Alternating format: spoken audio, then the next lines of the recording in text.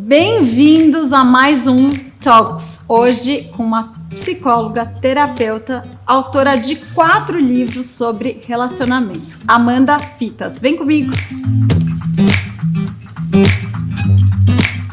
Eu vou contar pra vocês como eu conheci essa princesa, que é uma princesa, esta mulher. Eu conheci ela pelo Instagram, aqui mesmo. Olha como as redes sociais trazem conexões importantes na nossa vida. E uma das coisas que mais me chamou a atenção foi o jeito dela conversar e falar sobre autoconhecimento, sobre relacionamento e principalmente como a gente se conhece para entender melhor o outro, né, Amanda? Me conta como foi essa jornada sua na psicologia, que momento você é tão nova e descobriu a psicologia que era o caminho que você queria seguir? Como que foi isso? Então, na verdade, foi um sonho de adolescente, eu coloquei na minha cabeça, que eu achava que aconselhar pessoas era a minha missão no mundo. Olha. Só que a minha família não apoiava, porque também a minha geração, essa geração da minha avó, essas pessoas não viviam muito, né, o autoconhecimento. É verdade. Então, eu não sei nem te explicar como eu decidi, porque foi uma coisa muito menina, mas já foi minha primeira faculdade, eu entrei com 17. Olha que lindo. E é uma coisa que eu tenho muito, assim, uma das coisas que eu mais gosto de fazer e falar é impactar, inspirar, aconselhar alguém, né? E essa coisa do aconselhamento, ela é uma coisa muito delicada, né? Quanto que você tem de responsabilidade na decisão da outra pessoa, não é? Exatamente, porque a psicologia em si, eu achava que era o aconselhamento, mas quando você vai estudar a fundo, você vê que, é claro que o psicólogo, ele fala, ele também pode opinar, dependendo da linha, da abordagem de cada um. Sim. Mas é sempre para trazer uma reflexão interna para a pessoa e não dizer faça isso, faça aquilo. Mas você pode sim abrir a consciência da pessoa em um nível em que ela consiga tomar uma decisão melhor, em que ela consiga enxergar a vida de uma forma mais leve, com certeza. Sim. Isso é bem possível. E esse momento assim de pandemia que todo mundo começou a querer falar sobre fé, sobre autoconhecimento, sobre encontrar respostas, que na verdade todo mundo viu que ninguém tinha resposta para nada, e acho que cresceu muito nesse momento, né? Como que você sentiu assim? Você acha que as pessoas ficaram mais abertas ou foi um simples pânico, assim, meu Deus, para onde eu corro agora? Então vamos para o autoconhecimento. Como que foi isso, assim? Você sentiu isso aumentar? Sim, foi um movimento enorme nas redes, e eu acho que tem os dois casos. Tem muita gente que realmente foi aquele desespero inicial, e tem pessoas que mergulharam, transformaram muita coisa na vida delas e querem seguir esse caminho. Então tem a galera que se empolgou, vou lá, vou querer saber, mas não levou isso tão a sério, não levou como um estilo de vida mesmo. A pandemia chacoalhou muita gente, né? Chacoalhou a cabeça, o coração, vários relacionamentos, inclusive. Relacionamentos, acho que foi um dos maiores movimentos que eu já vi, realmente. As pessoas solteiros, em dor, porque agora... gente cogitando voltar com o ex. Muita separação, né? Muita separação, gente aumentou. Não aguentou. Falo muito sobre essência, então como que a gente tem, cada um de nós, a gente tem uma essência única, linda e que faz toda a diferença quando a gente se encontra com ela, porque a partir disso você consegue andar numa direção muito mais leve e as coisas, assim, na nossa vida começam a acontecer, as pessoas certas se aproximam, as pessoas erradas saem, as portas que devem ser abertas pra gente, elas se abrem. Mas quando a gente fala sobre autoconhecimento, quando a gente fala sobre olha pra dentro de você, entenda a sua essência, é um processo muito difícil. A maioria das pessoas, assim como eu, olha para aquilo e muitas vezes, né, no passado que eu olhei e falei, mas o que é olhar pra dentro? Mas como é olhar pra dentro? Não, eu já sei o que é. Na verdade, o que as pessoas não entendem é que elas vivem de modo automático. Nós vivemos de modo automático. O nosso cérebro, ele quer poupar energia. Então a gente vai viver da forma padronizada que a gente repete. Tem pessoas que estão seguindo padrões desde a infância até hoje, porque realmente a gente entra numa programação e repete. Até o momento em que a gente fala assim, calma. Tem alguma coisa acontecendo, eu não posso mais culpar pessoas, eu não posso mais dizer que o mundo está errado e eu não consigo aquilo que eu quero por conta de alguém. E aí é onde vem esse movimento de você, peraí, agora eu vou me entender. Onde eu quero chegar? As pessoas não sabem o que elas querem de longo prazo. Então eu tô aqui, acordo, vou trabalhar, tenho uma vida XYZ, que muitas vezes não me agrada, e não faço. E continua mesmo assim, até que a hora que a bomba explode, e aí você fala, e agora para onde eu vou? E aí entra o desespero, né?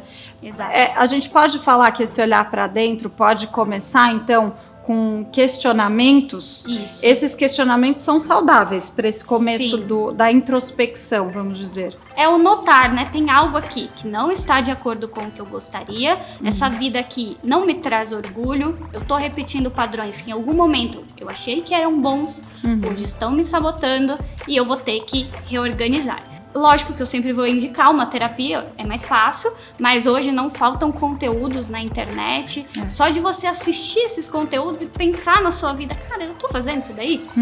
Já é uma forma de autoconhecimento, de você se olhar aquele conteúdo, se analisar. E uma coisa que você falou que eu gostei muito é, inclusive, uma das coisas que eu mais faço, principalmente em momentos assim de você tá no momento de decisão, eu sempre pego um papel e pego uma caneta, que foi exatamente o que você falou. Então, se alguém tá precisando desse momento de, mas será que isso é pra mim? Mas o que elas estão falando? Mas será que... Não, eu já me conheço. Não, porque a culpa tá no outro mesmo, a culpa tá nesse trabalho, a culpa tá nesse bairro, tá nessa cidade, tá no mundo, tá em todo mundo, menos na gente. Eu vou te dizer que é muito mais fácil a gente olhar para a culpa que é nossa, né? Claro, sem se martirizar, sem responsabilidade. Responsabilidade, né? De falar, eu posso, se o outro não pode fazer por mim, se o mundo não pode fazer por mim, eu posso fazer por mim. Começa pegando papel, uma caneta e anotando algumas coisas. Eu sempre gosto desse prós e contras, de colocar o que tá bom e o que poderia melhorar e o que tá ruim. Né? Acho que se a pessoa tem uma visualização melhor daquilo que está incomodando, ela consegue tomar passos, né? Dar passos melhores. Porque tira dessa bagunça. A nossa mente é uma bagunça. Quando você tira e coloca no papel, eu até falo, coloca os seus medos. Às vezes você tá com muita tarefa no dia e vem uma ansiedade, você não tá vendo nem de onde ela vem. Coloca no papel sua agenda, o que você tem pra fazer. Então, às vezes, é tirar o monstro do armário mesmo, porque a mente, ela é, muitas vezes, uma confusão, e anotar te tira desse ambiente aqui e te coloca num ambiente mais limpo para o que eu quero olhar agora. É verdade. E eu tava aqui pensando que tem um limite da organização, mas eu sou uma pessoa que quem me segue sabe que eu sou, assim, amante da organização. Eu gosto de organizar o papel, a decoração, os bons modos que eu te contei do curso que a gente acabou de lançar. Então, tudo que tem a ver com organização eu adoro. Mas, gente, não adianta nada ter a casa organizada, saber comer direitinho e tá com a mente toda bagunçada, porque você vai tomar decisões erradas. E quando isso envolve relacionamentos, né, que você é uma craque nisso, uma especialista, não só o relacionamento entre homem e mulher, né, entre parceiros, entre casais, mas também relacionamentos entre pessoas, né, amigos e amigas, familiares, mãe, pai. Qual é o maior tipo de problema de relacionamento? O ponto-chave é como você aprendeu a se relacionar. Você vai repetir alguns padrões na sua vida, o outro vai repetir alguns padrões. O relacionamento em si, ele é só uma junção do que são essas duas pessoas. E se são duas pessoas que estão de forma automática, então ninguém sabe o que é importante para si, não amadureceram, então às vezes elas estão querendo coisas que elas queriam da mãe delas, uma atenção exagerada, esquecem que o outro é adulto, o outro tem responsabilidades, então fica no apego excessivo, na vontade de ser notada, de ser vista pelo outro, amada a qualquer custo. Muitas mulheres, a gente sabe, que acabam passando por essa sensação que o outro precisa trazer para mim esta tal felicidade que eu não sei criar, que eu não aprendi a criar. Então o relacionamento, ele é esse depósito de duas pessoas. Se elas estão mais evoluídas, se elas estão se olhando, se cuidando, a chance de ter sucesso é bem maior. Agora, com essa liberdade, a gente é muito livre. Antigamente, se existia esse dever de ficar casado, muito mais do que se vê hoje, né? Sim. As pessoas, elas vão escolhendo o que é melhor para elas. E o ser humano, quando ele tem muitas opções, quando ele tem muitas possibilidades, principalmente as pessoas que não amadureceram muito ainda, elas tendem a querer buscar, muitas vezes, novas experiências, novas aventuras. E com isso, as relações duradouras, elas estão sendo cada vez menores. E também tem a questão dos traumas e das feridas. Conta um pouquinho, dá exemplo. Basicamente, assim, a gente passa por uma experiência. Minha primeira experiência no amor foi estranha, não sei a sua, a minha no caso foi. Então já me gerou uma coisa estranha. O que é isso, né? O quanto eu posso confiar, o quanto eu não posso. E aí né? A entrega. E aí a gente vai aprendendo que se entregar muito não é bom, que esperar muito do outro não é bom, que relacionamento é sofrimento. Tem mulheres que escolhem a carreira, vamos resolver a carreira, vamos resolver outras É mais fácil questões. trabalhar do que ter um relacionamento, que isso vai me fazer sofrer. Exatamente, é o que acontece. E aí a gente tem esses casos também de padrões que se formam após algumas feridas. Então, além de você, às vezes, ter crescido num ambiente, às vezes pais separados, ou vendo algumas coisas, até pais juntos, mas que você interpretou que relacionamento era submissão, ou que aquilo era ruim, né? Muita gente que tem os pais casados de muitos anos falam, nossa, não quero isso pra mim. Ou ao contrário também acontece, né? Também. Então tem toda essa junção. E aí, quando a gente vai se relacionando, aí passa por um relacionamento, você se entrega muito, acaba tendo uma decepção. Porque a gente acha que a gente é muito frágil, na verdade. Então a gente quer fugir do sofrimento, evitar a dor a qualquer custo. Então, a gente tá vendo muitas pessoas, isso eu vejo direto, assim, que vão se fechando para o amor, que vão encarando de uma forma superficial, que saem dos sonhos, digamos assim, de família. Então, esse movimento, ele tá chegando agora. A gente não sabe o quanto as próximas gerações ainda vão passar aí de mudança e como elas vão ter que se adaptar, porque a gente ainda tem esse padrão do casamento, enfim, né? Para onde isso vai levar, né? Qual vai ser o formato e o quanto que ele vai ser benéfico, não só assim a questão familiar, né, como a gente vê o tradicional, ele foi muito bem pensado, né, ele foi bem bolado, parece que alguém já falou assim, não, isso aqui é o que vai ter mais chance de dar certo, vamos abolir o resto. Vocês estão muito confusos vocês não vão dar conta, mas com a evolução humana, né, as coisas foram evoluindo até que o ser humano olhou e falou, não, peraí, eu tenho capacidade sim de fazer dar certo de outra maneira. E aí hoje a gente está num meio de pessoas que você deve ver muito mais que eu, mas que eu vejo pessoas em constante autossabotagem, que eu gostei dessa palavra que você usou, porque assim, a pessoa não vê que ela tá se destruindo. Então, ou ela deposita muita confiança em alguém e ela acha que aquela pessoa vai ser a pessoa da vida dela, então ela se entrega e aí se acontece isso, acabou o mundo dela e ela não consegue mais nem olhar pro outro, né? Já fica tão chateada que fala, não aguento mais isso e aí joga tudo, né, água abaixo. Ou então as pessoas que ficam nesse outro lado que você falou, que não quero relacionamento com ninguém porque eu vou sofrer, e vai fechando todas as portas e aí quando ela tá sozinha, ela sente o maior sofrimento, que é da solidão, né? Não de estar sozinho, porque estar sozinho é muito bom, é muito saudável. Estar pra consigo. Quem se cuida, né? Não, estar com a gente, né? Você olhar e falar, ai, que delícia. Às vezes as crianças vão para um lado, o Eduardo vai para o outro, o cachorro vai tomar banho, eu falo, ai, eu tô sozinha, que delícia. E essa coisa de olhar para dentro, que é muito saudável, muito gostoso de você ter esse momento de paz. Mas também tem que ter essa linha tênue, esse cuidado de você não achar que você tem que ficar sozinha, porque aí você tá livre de dor, porque isso pode vir a te causar uma dor muito maior, quando você vê que está sem companhia, né? Às vezes até não só como casal, mas sem amigos, né? Quantas pessoas erram. Você percebe isso? Assim, é normal a pessoa cometer o mesmo erro dos amigos, ela comete com o parceiro? Sim. Quais são os erros, assim? Eu queria que você desse um pouquinho de exemplo, que eu acho que você tem mais visual do que eu, para dar esses exemplos para as pessoas se identificarem nele, sabe? A autossabotagem, na verdade, que a gente tá falando, ela ocorre de várias formas. Por quê? Eu vou reproduzindo coisas na minha vida que podem vir de traumas, podem vir de feridas, podem vir de influência. Tá. Posso ter sido influenciado por algo que eu vi, principalmente pessoas que a gente atribui muito valor. Tá.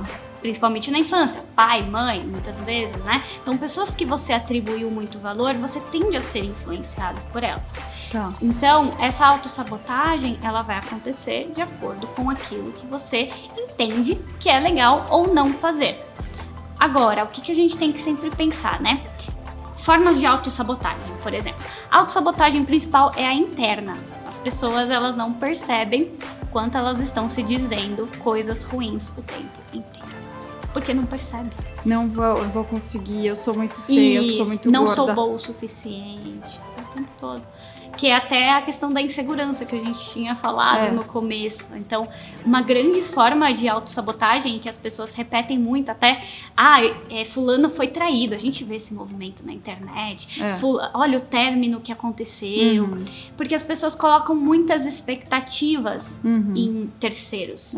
E aí, o relacionamento termina. Ela fala, não acredito mais no amor. Esses dias uma seguidora mandou pra mim. Se o seu relacionamento acabar também, que eu tava falando de uma separação que pediram, eu não acredito mais no amor. Eu falei, por favor, você não se baseie no meu relacionamento, na minha história. Você tem que escrever a sua, né? É muito incrível ver como que as pessoas, às vezes, estão dentro de casa e elas falam assim, eu preciso ver fora alguma coisa melhor do que eu tenho aqui, porque aqui, isso que eu tô vendo não tá bom pra mim, que cada um tem a sua balança, né, a sua opinião. E aí, ela procura alguma coisa que é o que ela acredita, que pode ter um reflexo da família ou não, ou o oposto, né, da mesma família. E aí, essa coisa do mundo cair, você ter que colocar a culpa em alguém. Então é porque foi traído. É porque traiu. A coisa mais fácil é isso, né? Inclusive, o que a mídia mais fala então traiu, então foi traído, fala de traição, porque aí resolve tudo. Não pode simplesmente acabar, o casal não pode brigar muito, porque na verdade, um dos maiores motivos de términos hoje em dia são brigas bobas, acumuladas. Sim. O relacionamento, ele vai se tornando um saco, né? Vamos usar essa palavra, um caos. Sim. Porque vou fazer seu curso de etiqueta. Então, é basicamente isso. A pessoa, ela não percebe isso. Então, acaba gerando esses problemas. Eu queria que você me falasse um pouquinho sobre a insegurança, assim. Como aconselhar alguém, às vezes... eu sou muito segura.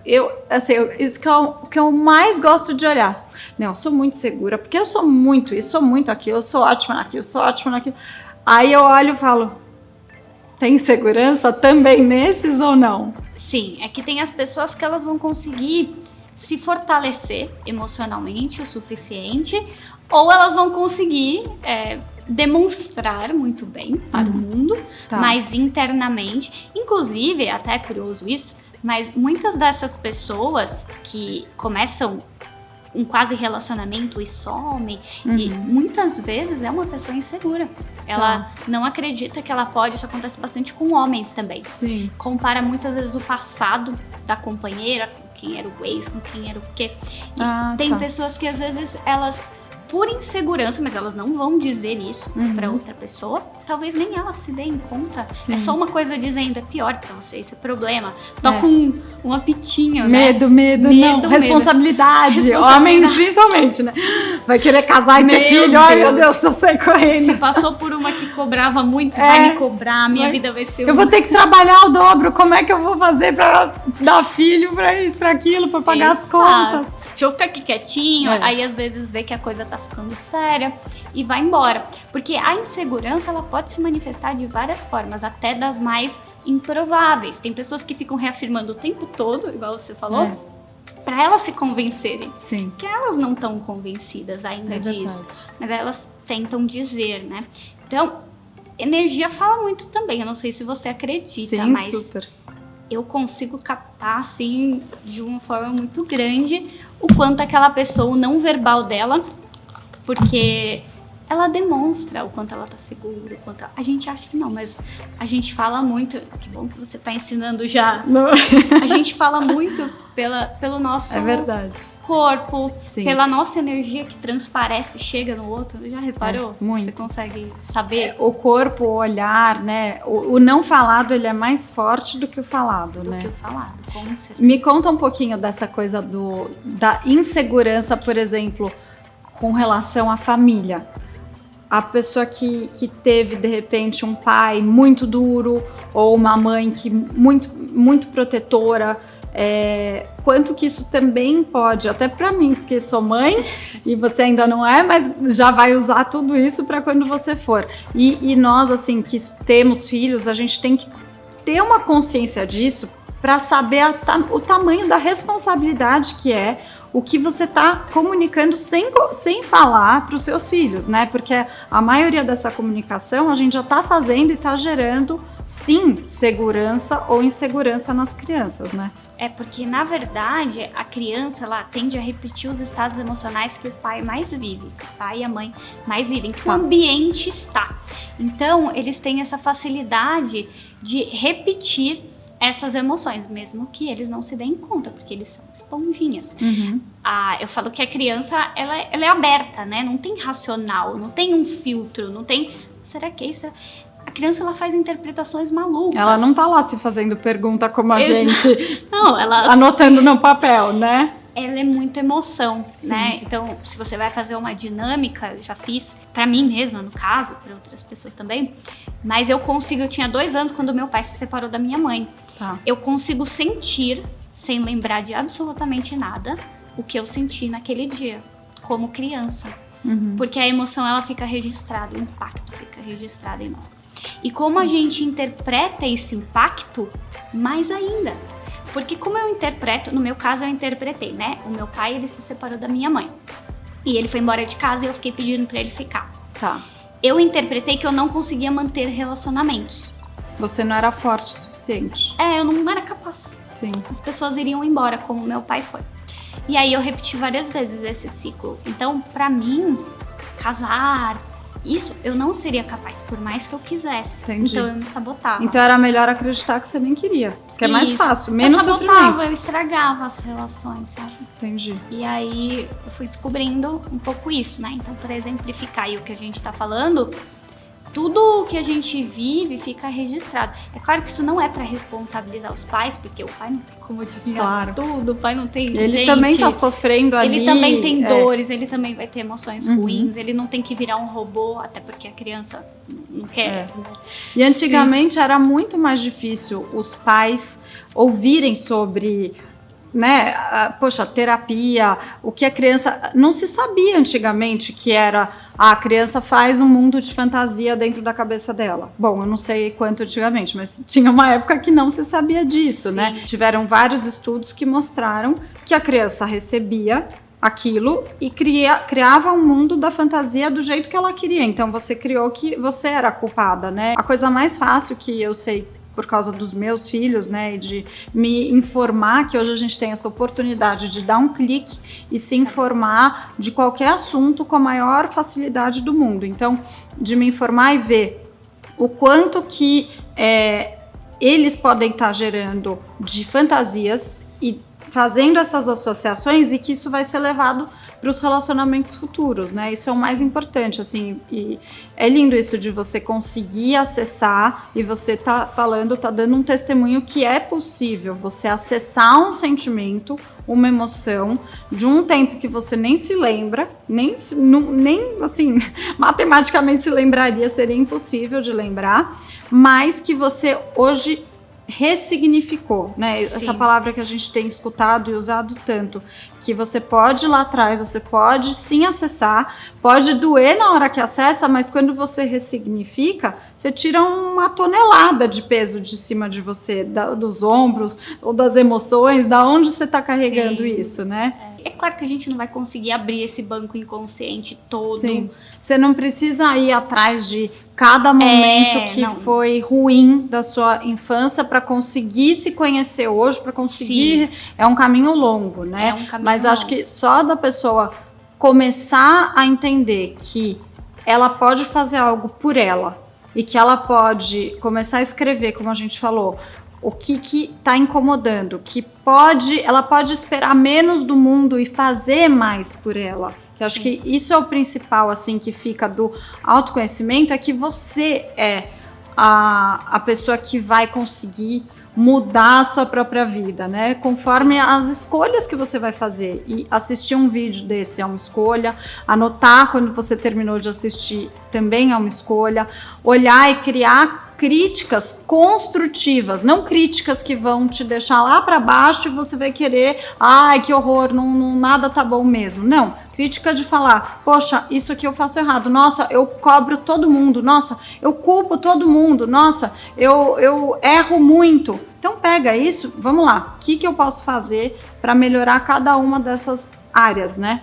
Perfeito. É mais ou menos isso que a gente está falando. A gente não começa pelo passado, nunca se começa pelo passado, a gente começa pelo agora. Qual é o seu problema agora? O que se repete na sua vida hoje? Então, qual foi minha maior dificuldade? Na parte profissional, eu sempre fui muito pra frente, então eu sempre me virei muito bem. Meu problema era relacionamentos, então deixa eu destrinchar esse monstro, né, de 7 cabeças aqui, porque eu fiquei 7 anos solteira. Eu tive um relacionamento na adolescência e depois só esse atual. Então eu fiquei 7 anos em que aconteciam as coisas mais absurdas comigo e eu falava, gente, não é possível, a minha hora vai chegar, e não chegava. E aí eu falei, deixa eu destrinchar essa área. Então a gente pega o que está acontecendo no presente e começa a verificar. Não era assim que eu queria. O que eu posso estar fazendo para esse resultado se manifestar. E normalmente a gente vai perceber que a gente somos os maiores responsáveis por tudo isso que nos acontece, que não está satisfatório. É você que está se levando para esse lugar, mesmo que você não queira. Mas a sua força inconsciente, aquilo que você repete, te leva exatamente por isso. E se tem uma coisa que a gente tem que saber nessa vida, porque ninguém, se você tem internet, você sabe que a gente não mora numa ilha deserta, a gente não fica sozinho numa ilha. Então, se tem uma coisa que a gente tem que aprender nessa vida para sofrer menos, realmente, é como se relacionar melhor com os outros. E ninguém se relaciona bem com o outro se não sabe se relacionar consigo. Então, acho que uma das coisas mais importantes que a gente pode tirar desse Talks é se relacione bem com você. Você é a prioridade, você tem que estar bem, você ressignifica as coisas, que aí o resto, as pessoas vão se aproximando e, como eu falei, quem não tá bom, é bom que saia mesmo, mas com paz, com calma e com muita calma, muita paciência, né? Sim, e um passo de cada vez, porque às vezes as pessoas elas se assustam, meu Deus, onde é que agora eu começo? E esse processo, ele é um pouco misterioso no começo, mas no sentido de, tá, mas eu entendi isso, mas pra onde eu vou? Continua consumindo conteúdos, pessoas que você gosta, a gente realmente tem hoje a internet a nosso favor, e aprender a se relacionar só é difícil porque a gente não sabe se relacionar com a gente, porque depois que você aprende a ter empatia, você aprende a entender as necessidades das pessoas, e entender que assim, vão vir dificuldades, mas se a gente estiver fortalecido, a gente passa por elas. É verdade. E aí a gente já olha o outro e aí já fala, isso eu gosto, isso eu não gosto. Já fica mais fácil de você ter um tato do que ficar aquele susto, aquele pânico de, ai, não quero isso. Por quê? Não sei, mas eu não quero. Calma. Né? Que isso sim pode ser um erro e uma sabotagem. Amanda, quero te agradecer muito pelo seu tempo aqui com a gente, com esse Talks. Espero que tenha sido e com certeza será muito, muito importante para todos que ouviram. E se você gostou dessa conversa, desse bate-papo, desse conteúdo, me avisa, porque cada vez mais eu quero trazer assuntos pertinentes para te ajudarem no seu dia a dia com você e com os outros. Beijo!